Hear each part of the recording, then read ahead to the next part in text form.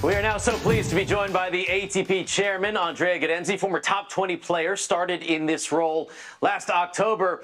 Andrea, hope you're doing well. Hope you are healthy in London right now. Obviously, no tennis through July 13th at this point. Very unprecedented times for you to come into this new role, and a time where a lot of the main stakeholders in tennis have kind of gathered together. How important is it to make those decisions moving forward as a group? It's very important. I mean, nobody could foresee what is happening now. The calendar is a very complex beast. I mean, it's the dynamics behind that are extremely complex, and it requires collaboration among all the governing bodies, WTA, Grand Slams, and ATP.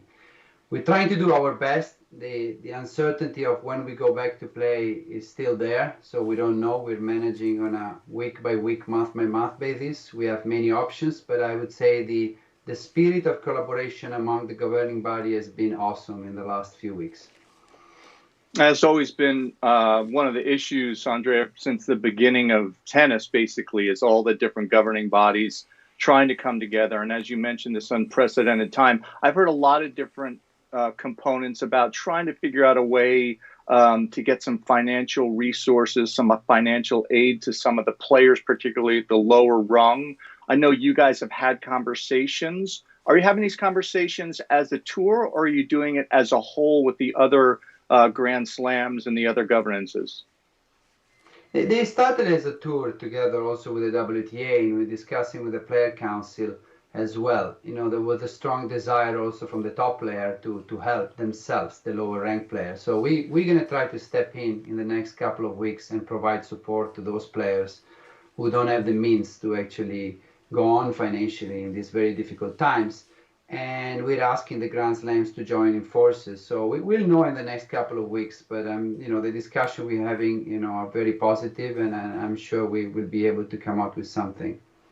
No, that's such good news. We've talked a lot about the players. I'm just curious as well. You know, the tour obviously is set up as a partnership between the players and the tournaments. What are the conversations for the lower level tournaments as well? Because they're in an analogous situation as the lower ranked players, much smaller margins for them to sustain in a time like this.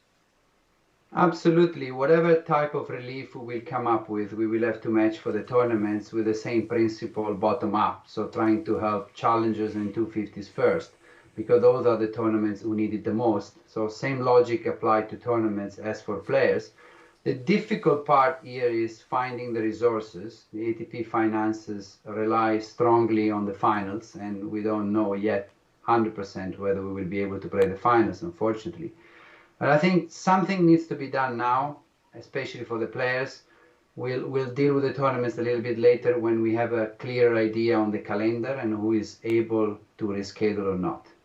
So we don't know whether we'll be able to play the ATP Finals right now, joined by Andrea Gaudenzi, the ATP chairman. Andrea, tennis is such an international sport, so that presents a lot of challenges. But what are some ways to overcome that, to get back, play tournaments, and stay safe?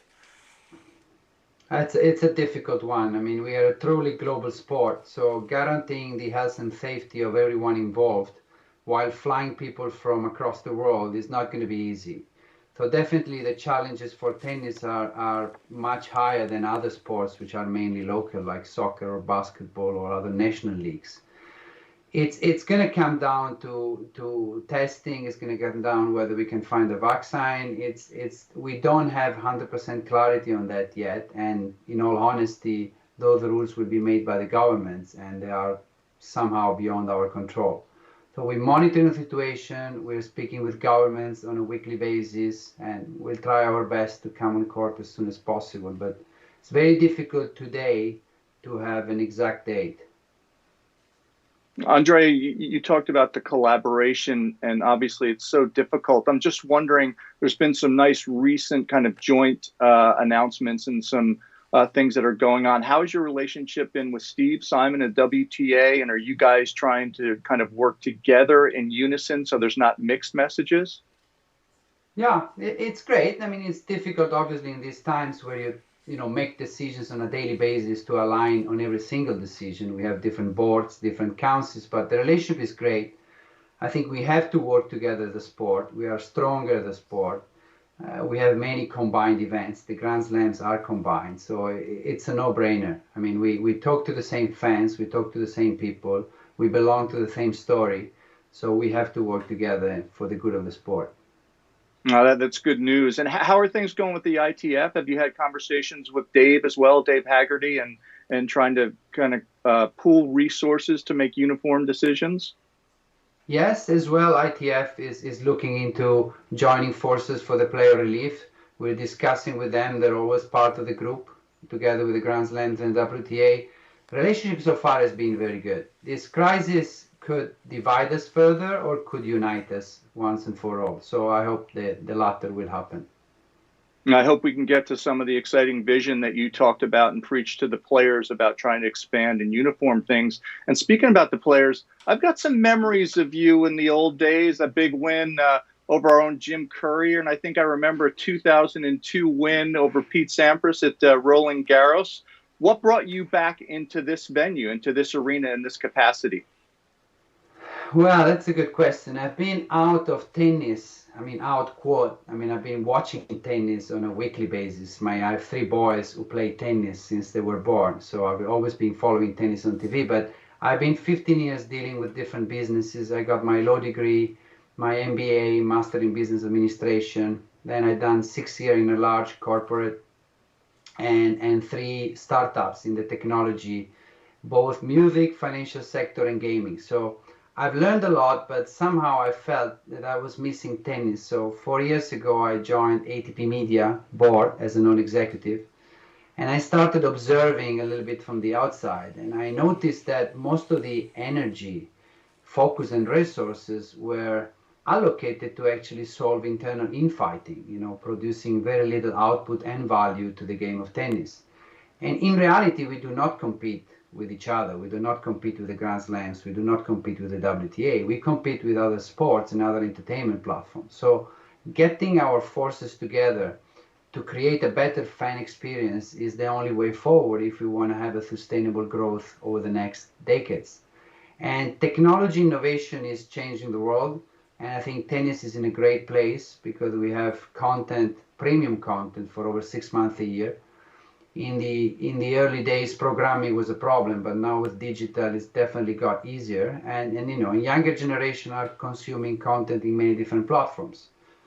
So there is a big opportunity, but I strongly feel that we can grasp that only if we work together as a group. Well, I'm so impressed with all the business acumen, but I set you up. I wanted you to pat yourself on the back, and we wanted to hear about the Sampras win, the Curry. Tell us, little playing career stuff for our fans too. Well, in all honesty, I've got great memories of the Jim Courier match. It was one of my idols. In 92 and 93 was unplayable, especially on clay. Then I was lucky because I got to play him in the US Open in 94, I believe. He wasn't at his best on that year. And Pete Sampras wasn't at his best in 2002 when I played him on clay. So they are, as well as when I beat Roger in 2002, I believe, in Rome a couple of weeks before that. Those are great. Look at this resume.